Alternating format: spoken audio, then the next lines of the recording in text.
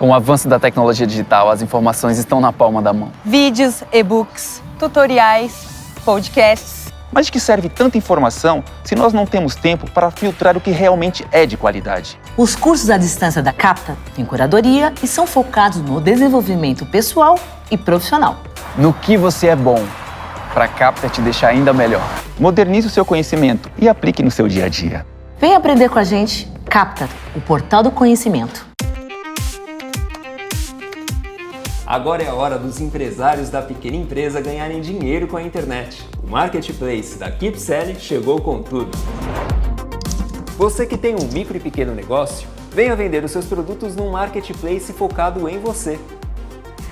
Cadastre-se no Marketplace da KeepSelling e venda com segurança para qualquer pessoa física ou jurídica do Brasil, sem burocracia. Inscreva-se gratuitamente agora e coloque a sua empresa na era digital.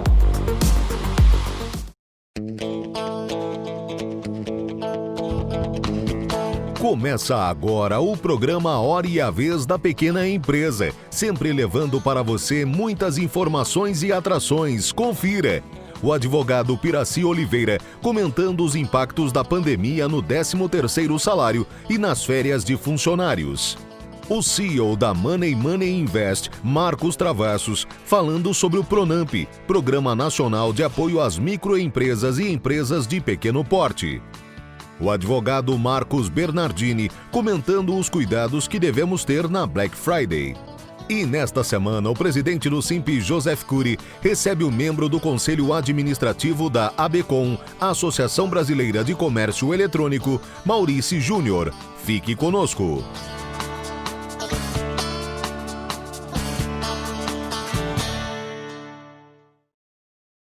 Olá!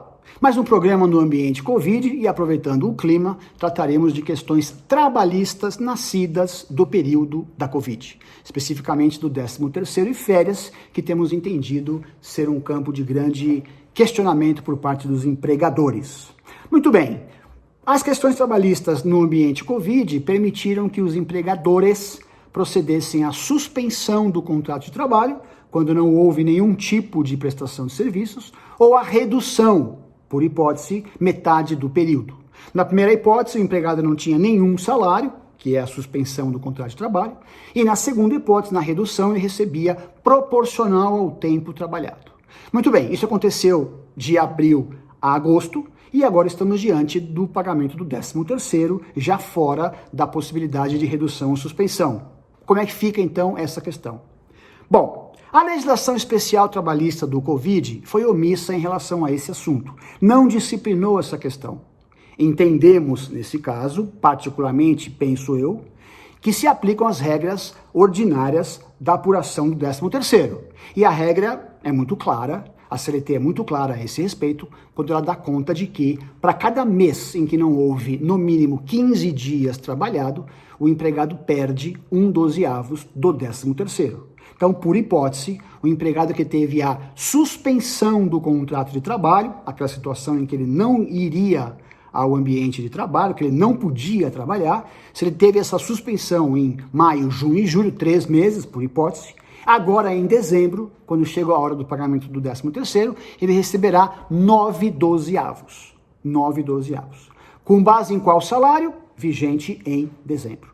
Tá? No caso de redução do contrato de trabalho, para aquele colaborador que, por hipótese, trabalhou metade do período e recebeu metade do salário, ele efetivamente trabalhou 15 dias, ainda que numa carga reduzida. Para esses casos, entendemos que o 13º é pago de modo integral. Então, para um empregado que gozou de 90 dias de redução de 50%, o 13º seria de 12/12 e com base salarial vigente em dezembro.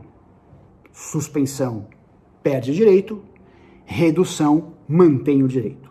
Isso para efeito de 13º. No caso das férias, é uma questão um pouco mais complicada para quem gozou licença remunerada. Então, por ser um ambiente Covid um caso excepcional e também não haver uma disciplina específica dessa questão, entendemos que aquele que gozou 30 dias de repouso em casa ao longo do período aquisitivo que encerra agora em 2020, se ele ficou em casa 30 dias e recebeu o salário, afastamento remunerado, ele perde o direito das férias desse período aquisitivo.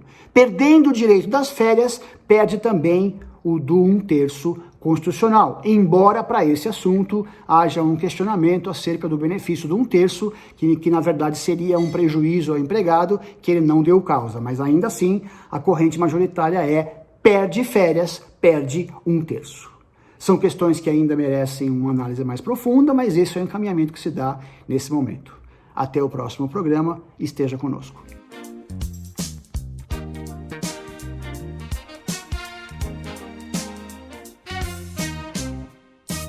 Oi pessoal, eu sou o Marcos Travassos, eu sou cofundador e CEO da Money Money Invest.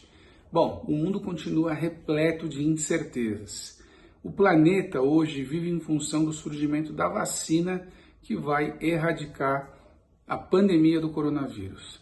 Mas aqui no Brasil a gente tem que se preocupar também com as reformas que já vêm sendo discutidas há muito tempo lá nos corredores de Brasília e elas têm que acontecer. Olhando de uma maneira um pouco mais focada no mundo dos pequenos e médios empresários, eu falo aqui para os amigos do Simp.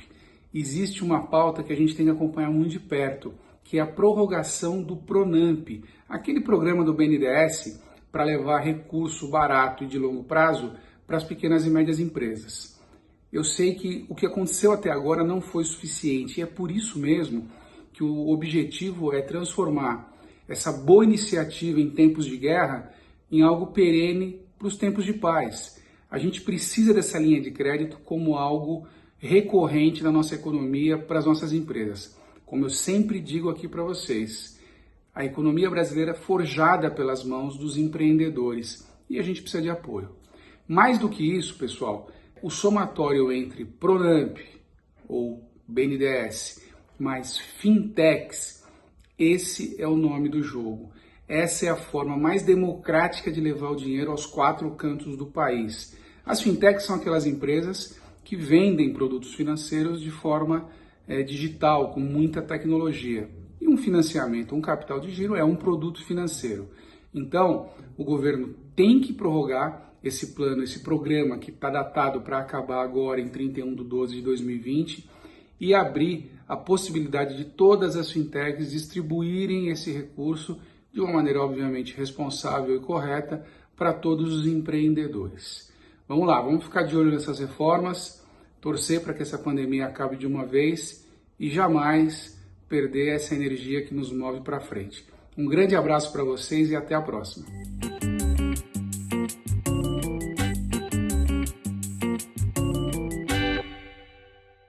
Estamos no período chamado Black Friday, em que as lojas, em tese, seguindo um padrão norte-americano, vão diminuir consideravelmente o valor dos produtos e dos seus serviços para, então, fornecer essa promoção ao consumidor.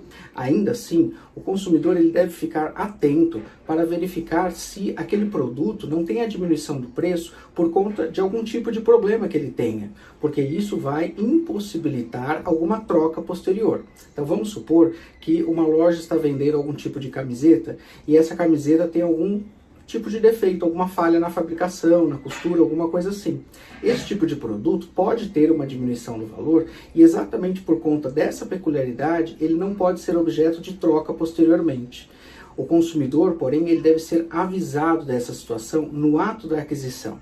O consumidor, se for fazer alguma compra online, deve, antes de pesquisar e além de pesquisar, deve verificar se aquele tipo de loja tem a criptografia para realizar esse tipo de transação online. O consumidor ele pode verificar isso com um cadeadinho na tela ali do site onde ele vai realizar a compra. Na dúvida, o melhor é não fazer. Ainda assim, print, tire cópia, pegue recibo de todas as transações e todas as etapas da realização da negociação, porque se eventualmente o consumidor tiver algum tipo de problema, ele vai poder se socorrer do Poder Judiciário para resolver essa questão.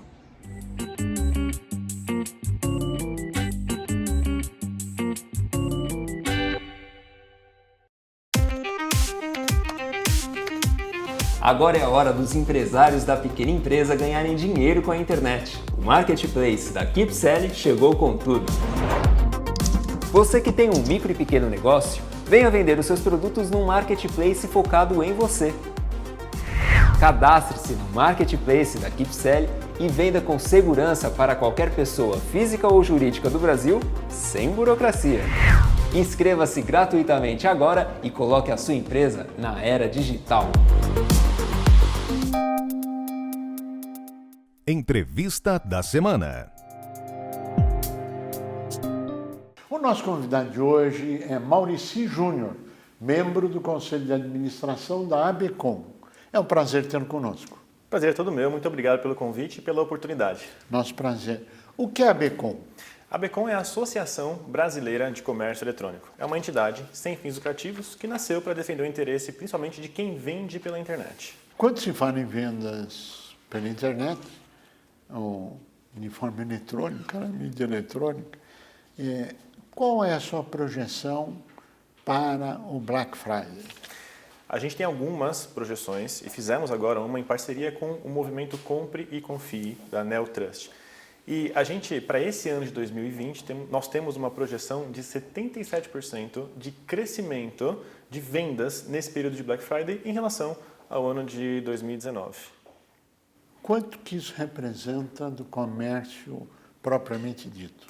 Em termos de faturamento, a gente tem aqui uma previsão para 6,9 bilhões de reais nesse mês de Black Friday.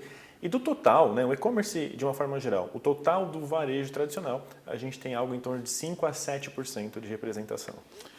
Quando se fala em Black Friday, na verdade era, no início aqui no Brasil, era uma sexta-feira. Nós estamos assistindo empresas ou grupos, enfim, que começaram no início desse mês. Qual é a data do Black Friday? Como é que isso opera? Fala um pouquinho a respeito, por favor. A Black Friday, originalmente, ela vem dos Estados Unidos. Era uma época que nasceu, uma época pré-natal.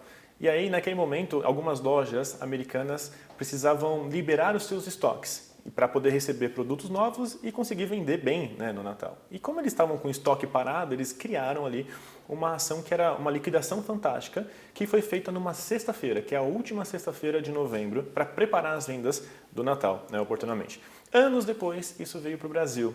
E aí a gente começou a adotar essa mesma prática, tanto em lojas físicas e mais tarde também em lojas virtuais. A coisa começou a se espalhar. Inicialmente a gente tinha essa estratégia de na última sexta-feira de novembro fazer a Black Friday, mas o que aconteceu é que algumas lojas virtuais e lojas também do comércio offline tradicional perceberam que essa era uma oportunidade para você expandir as ofertas diferenciadas. E aí a gente vê hoje então a ideia da Black November, o mês inteiro de promoções, ou até mesmo depois da Black Friday uma continuação, uma extensão das promoções. Bom, na verdade, nós temos visto, além do Black Friday, que agora não é mais Black Friday, é o mês de novembro, uma parte de dezembro, enfim, cada um buscando os interesses, etc., que é natural, que é normal. E agora você tem empresas buscando outras cores que não o Black Friday. Na sua avaliação, o que isso significa? Qual a sinalização? Então, em essência, a gente acaba analisando que isso é basicamente uma questão de marketing. Você tem, por exemplo, empresas que falam de Red Friday. Red por conta do logotipo, por conta da identidade visual da marca. Isso está muito mais ligado com oportunidades de tentar criar uma diferenciação. Dessas marcas tentarem, no momento em que quase todo mundo está falando de Black Friday, criar alguma diferenciação para seus clientes, para o seu público-alvo. Ou seja, marketing puro aproveitando uma onda, é Exatamente, isso? Nada mais do que isso. Bom, essa tendência, e eu não posso afirmar que a tendência, a pergunta, é desse crescimento de 77%, que é uma projeção que deve acontecer entre novembro e dezembro ou algo assim. Qual é o fato motivador disso na sua análise? Bom, se a gente parar para analisar, 77% é um número surpreendente. É quase gigantesco. 100%, gigantesco. Gigantesco. Quase 100%. Inicialmente, a gente tem uma resposta para isso, que é a pandemia pela qual a gente está passando. Se a gente remontar a março, por exemplo, trazer ali um cenário de março, a gente tem um volume em que as pessoas se viram de um dia para a noite paradas em casa, não poderiam sair, mas precisavam continuar comprando, né, os seus produtos. E a única saída foi comprar então pela internet. A gente percebeu naquele momento que algumas categorias, como categorias de saúde, higiene, alimentos e bebidas, tiveram crescimentos exponenciais, coisas de 100%. Curiosidade, categoria de brinquedos, né, para aqueles pais que se viram também com as crianças em casa, tendo que gastar a energia das crianças, categoria de brinquedos teve um salto para 400% de aumento de faturamento nos períodos ali da segunda quinzena de março até a 1ª de abril. Então, essa Black Friday... E depois o que aconteceu? Se manteve, caiu, subiu? O que aconteceu? Foi um pico? Foi um pico. Foi um pico e depois voltou para a normalidade? Depois caiu, exatamente. Principalmente quando a gente começou a ver um movimento de flexibilização da quarentena, né? Então, do isolamento social. Quando as pessoas se viram numa condição de poder sair de suas casas, o e-commerce perdeu um pouco essa força tão grande que tinha. Mas ainda assim tem reflexos muito bons. A própria Black Friday é um cenário como esse. Bom, quando nós estamos falando de Black Friday, nós estamos falando de produtos, né? Mas claro que você tem outras coisas que são vendidas pela net que não são só produtos. Por exemplo, conhecimento acumulado, via faculdades, escolas, enfim, prestação de serviço e assim por diante. Também tem um crescimento que acompanha o Black Friday ou não, na sua avaliação? Também tem. Na prática, quando a gente fala de comércio eletrônico, né, de e-commerce em geral, a gente está falando tanto de venda de produtos quanto venda de serviços, né? Ou ainda infoprodutos também, que é o que a gente chama lá dos cursos, alguns relatórios que são vendidos. Existem algumas ferramentas que você vende, uma planilha, por exemplo, uma dica, que é tudo vendido pela internet. Então, isso também acompanha. Existem várias casas, várias empresas, vários negócios que aproveitam essa oportunidade, esse momento, para vender curso com desconto, por exemplo. Então, isso é uma oportunidade geral, né, no fim das contas.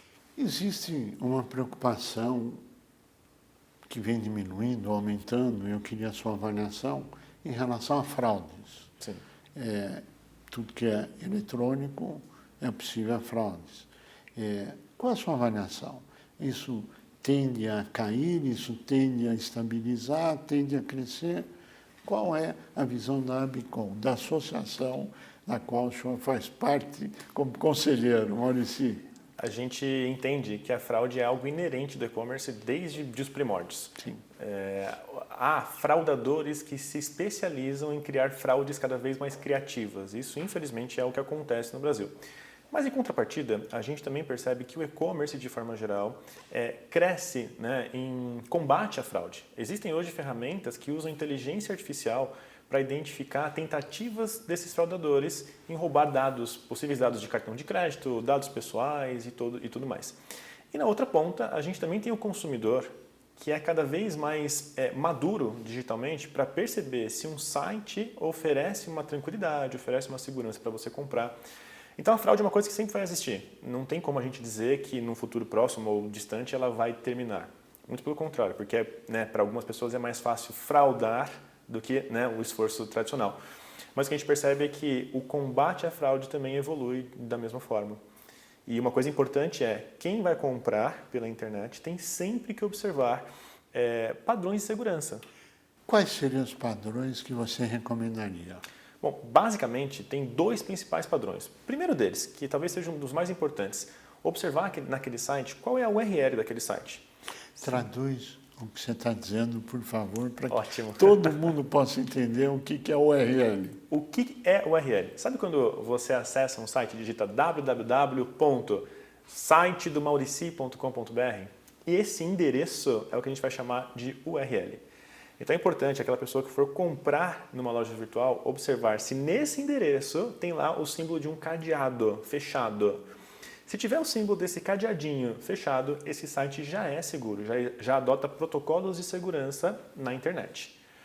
Outro fator importante, né, é observar sempre no final do site, no rodapé, se há selos de entidades como a Abicom, por exemplo, que atestam qualidade, segurança, né, que atestam que aquele site é de fato um site seguro para você comprar, bom para você comprar. Bom, nós temos aí um movimento que estamos vivendo agora, que é de um incremento em função de uma pandemia. na sua avaliação, essa pandemia, quando ela passar, ou seja, quando tiver vacina, tiver todo mundo imune, assim por diante, o que você acha que será um novo normal, se é que se pode chamar de novo normal ou velho normal, enfim, a tendência, qual a tendência? A pandemia fez uma coisa muito interessante no e-commerce no Brasil, que foi acelerar exponencialmente o processo de transformação digital de diversas lojas. Há algumas lojas que conseguiram avançar 5 anos em 5 meses. Diversas lojas fizeram isso. Por outro lado, algumas não estavam tão preparadas.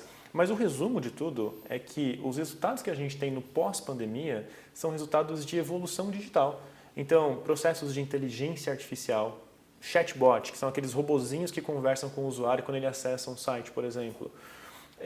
Frete mais rápido. Hoje o que a gente percebe é que tem algumas lojas que conseguiram se preparar na questão logística. Então a gente vai analisar frete mais rápido, centros de distribuição descentralizados. Então a gente começa a perceber que lojas físicas, por exemplo, passam também a operar como mini centros de distribuição para que a gente consiga ter um processo de entrega mais veloz.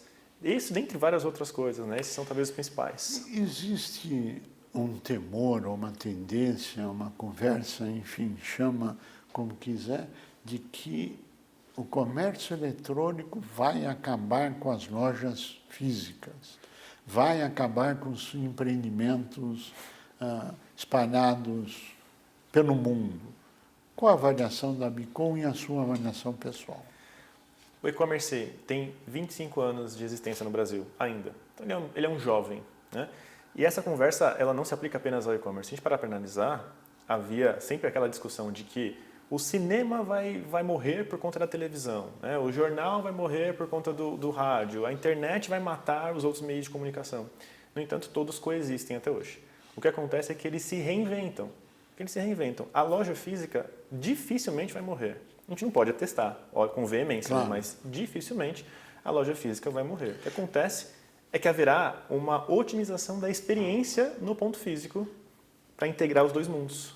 Ou seja, o que você está colocando é que a integração é o caminho inteligente para a sobrevivência das empresas. Naturalmente. É isso? Exatamente isso. É um exemplo.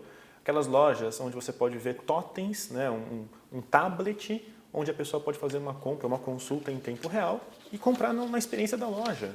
Então esse é só um dos exemplos, talvez os mais simples que a gente possa analisar. Mas essa convergência é natural.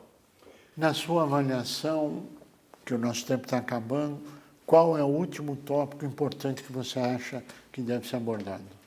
O último tópico é talvez perfil de consumidor, né? E por que o e-commerce é tão importante? Sim. Bom, de maneira bem resumida, o e-commerce ele é muito importante porque ele traz conforto, comodidade e ele gera emprego. Então, ele para o ecossistema como um todo, ele funciona muito bem e ele é um caminho sem volta. Não tem mais como a gente viver sem e-commerce no Brasil. Maurício Júnior, nós queremos agradecer muito a sua participação, também a Bicom por permitir a sua vinda e a sua transmissão do conhecimento acumulado e que o e-commerce possa fazer o seu papel. Relembrando que o Simp tem 2 plataformas e quem estiver interessado, fale conosco. A você que esteve conosco, o nosso mais profundo agradecimento, com a certeza que estaremos juntos na semana que vem. Até lá! Com o avanço da tecnologia digital, as informações estão na palma da mão. Vídeos, e-books, tutoriais, podcasts. Mas de que serve tanta informação se nós não temos tempo para filtrar o que realmente é de qualidade? Os cursos à distância da Capta têm curadoria e são focados no desenvolvimento pessoal e profissional. No que você é bom, para a Capta te deixar ainda melhor. Modernize o seu conhecimento e aplique no seu dia a dia. Vem aprender com a gente, Capta, o portal do conhecimento. Agora é a hora dos empresários da pequena empresa ganharem dinheiro com a internet. O Marketplace da KeepSelling chegou com tudo. Você que tem um micro e pequeno negócio, venha vender os seus produtos num Marketplace focado em você. Cadastre-se no Marketplace da KeepSelling e venda com segurança para qualquer pessoa física ou jurídica do Brasil, sem burocracia. Inscreva-se gratuitamente agora e coloque a sua empresa na era digital.